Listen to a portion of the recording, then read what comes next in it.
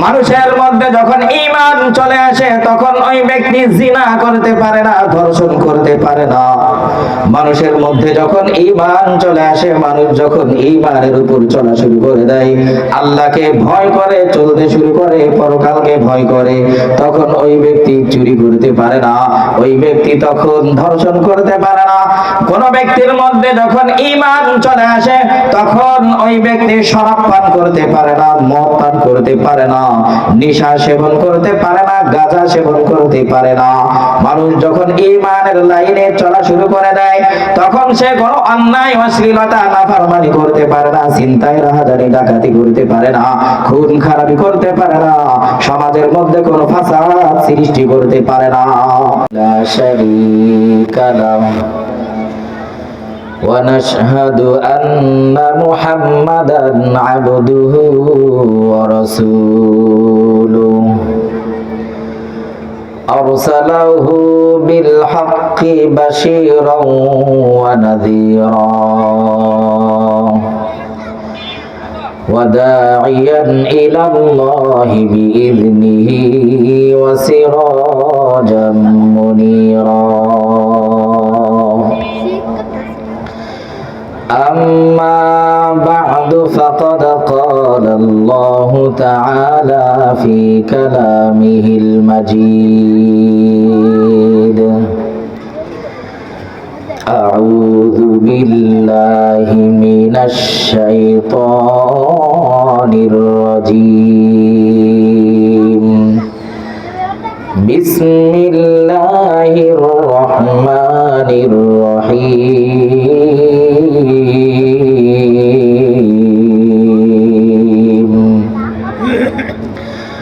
وعد الله الذين آمنوا منكم وعملوا الصالحات ليستخلفنهم في الأرض وقال رسول الله صلى الله عليه وسلم لا يزني الزاني حين يزني وهو مؤمن ولا يسرق السارق حين يسرق وهو مؤمن ولا يشرب الخمر حين يشربها وهو مؤمن ولا ينتهب نهبة ذات شرف يرفع الناس إليه أبصارهم حين ينتهبها وهو مؤمن أو كما قال عليه الصلاة والسلام وقال الله تعالى في شان حبيبه إن الله وملائكته يصلون على النبي يا أيها الذين آمنوا صلوا عليه وسلموا تسليما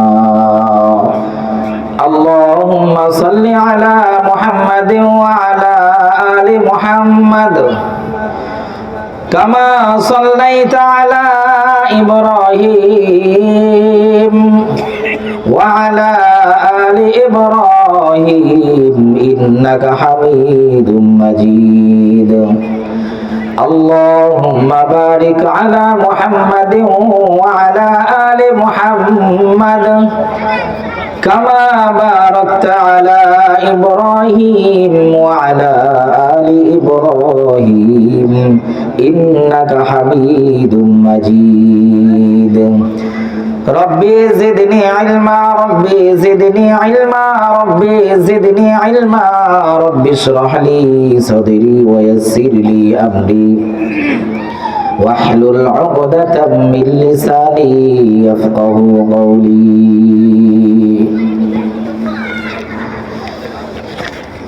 ইকরা দারুস সুফা ইসলামিয়া মহিলা মাদ্রাসার খতমে বুখারী ও হাফেজদের সম্মাননা উপলক্ষে আয়োজিত নবম বার্ষিক ওয়াজ মাহফিলের সম্মানিত সভাপতি, প্রধান অতিথি, বিশেষ অতিথি হযরত উলামা একরাম,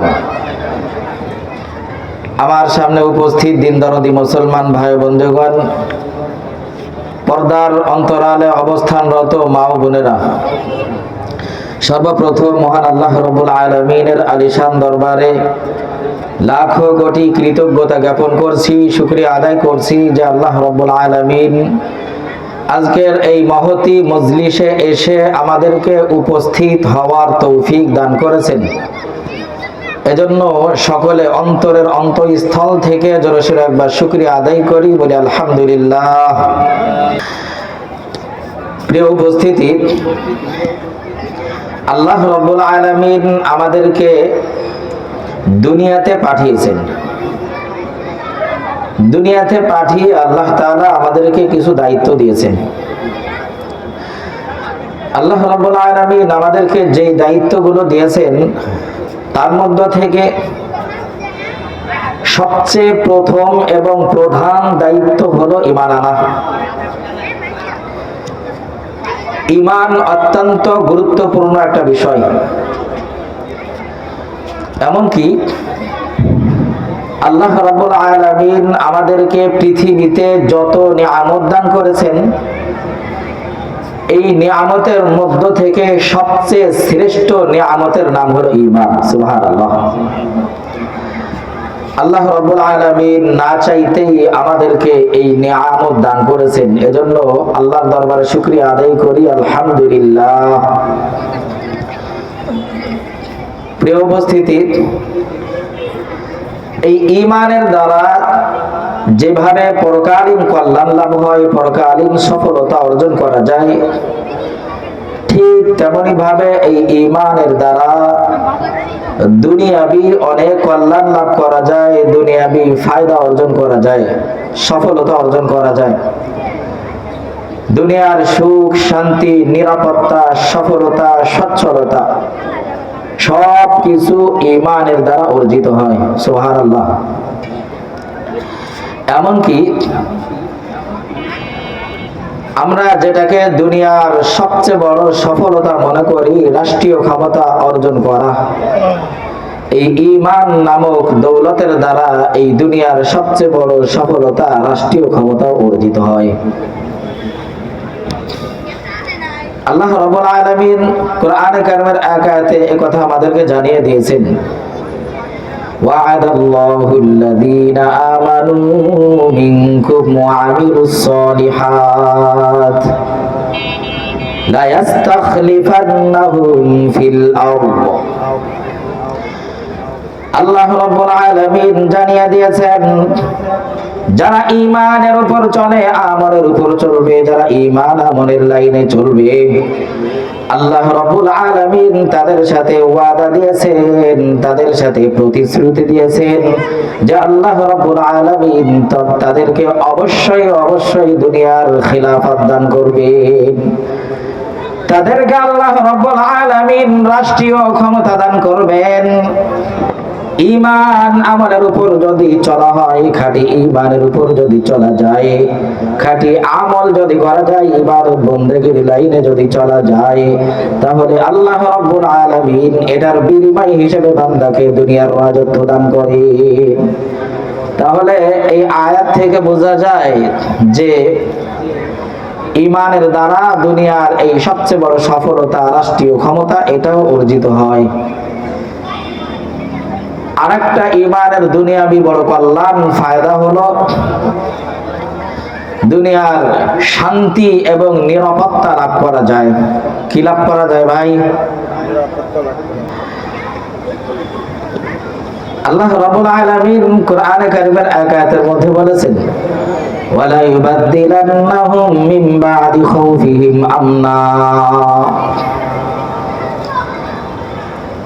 তোমরা যদি ঈমান আমলের উপর চলো, ঈমানের লাইনে যদি তোমরা চলো, আমলের উপর যদি তোমরা চলো, তাহলে তোমরা যে নিরাপত্তাহীনতায় ভুগছো, এই নিরাপত্তাহীনতা দূর করে তোমাদেরকে নিরাপত্তা দান করব।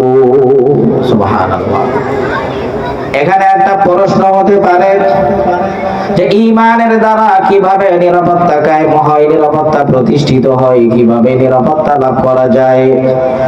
এটার উত্তর হলো যখন সমাজের মানুষ, দেশের জনগণ ঈমানের লাইনে চলতে শুরু করে, আল্লাহ রাব্বুল আলামিনকে ভয় করে যখন চলতে শুরু করে দেয়, পরকালকে ভয় করে, জাহান্নামকে ভয় করে, তখন ওই মানুষগুলো অন্যায় কাজ করতে পারে না, গুনাহ করতে পারে না, জিনা করতে পারে না, ধর্ষণ করতে পারে না, চুরি করতে পারে না, ডাকাতি করতে পারে না, ছিনতাই রাহাজানি করতে পারে না, দুর্নীতি করতে পারে না, অন্যায় ভাবে মানুষকে হত্যা করে ফেলতে পারে না। কথা ঠিক কিনা? যখন সমাজের মানুষ, দেশের জনগণ এইভাবে ঈমানের উপর চলবে আর অন্যায় কাজগুলো ছেড়ে দেয়, তখন সমাজের মধ্যে এমনিতেই শান্তি আর নিরাপত্তা কায়েম হয়ে যায়। আল্লাহর হাবিব সাল্লাল্লাহু আলাইহি ওয়াসাল্লাম তিনিও এমন কথাই আমাদেরকে জানিয়ে দিয়েছেন। নবী করিম সাল্লাল্লাহু আলাইহি ওয়াসাল্লাম এক হাদিসের মধ্যে বলেছেন, লা ইয়াজনি যানি হিনা ইয়াজনি ওয়া হুয়া মুমিনুন ওয়া লা ইয়াসরিকু সারিকু হিনা ইয়াসরিকু ওয়া হুয়া মুমিনুন ওয়া লা ইয়াশরাবুল খামরা হিনা ইয়াশরাবুহা ওয়া হুয়া মুমিনুন ওয়া লা ইয়ানতাহিবু নুহবাতান যাতা শারাফি ইয়ারফা'ুন নাসু ইলাইহি আবসারহুম হিনা ইয়ানতাহিবুহা ওয়া হুয়া মুমিনুন আও কামা ক্বালা আলাইহিস সালাতু ওয়াস সালাম। আল্লাহর হাবিব সাল্লাল্লাহু আলাইহি ওয়াসাল্লাম এমনটাই বলেছেন, মানুষের মধ্যে যখন ঈমান চলে আসে তখন ওই ব্যক্তি জিনা করতে পারে না, ধর্ষণ করতে পারে না। মানুষের মধ্যে যখন ঈমান চলে আসে, মানুষ যখন ঈমানের উপর চলা শুরু করে দেয়, আল্লাহকে ভয় করে চলতে শুরু করে, পরকালকে ভয় করে, তখন ওই ব্যক্তি চুরি করতে পারে না, ওই ব্যক্তি তখন ধর্ষণ করতে পারে না। কোন ব্যক্তির মধ্যে যখন ঈমান চলে আসে তখন ওই ব্যক্তি শরাব পান করতে পারে না, মদ পান করতে পারে না, নেশা সেবন করতে পারে না, গাঁজা সেবন করতে পারে না। মানুষ যখন ঈমানের লাইনে চলা শুরু করে দেয় তখন সে কোনো অন্যায়, অশ্লীলতা, নাফরমানি করতে পারে না, ছিনতাই রাহাজানি ডাকাতি করতে পারে না, খুন খারাপি করতে পারে না, সমাজের মধ্যে কোনো ফাসাদ সৃষ্টি করতে পারে না।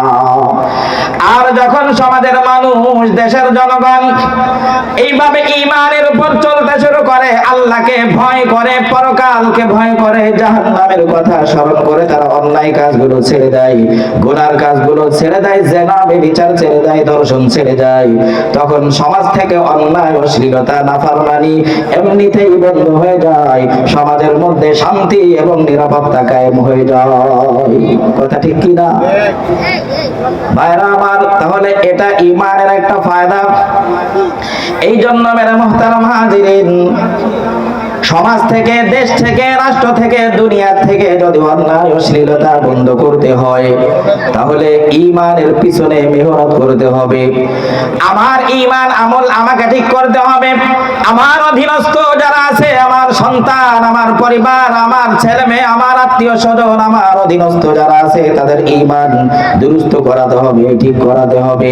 আমার প্রতিবেশী যারা আছে তাদের ঈমান দুরুস্ত করার পিছনে মেহনত করতে হবে।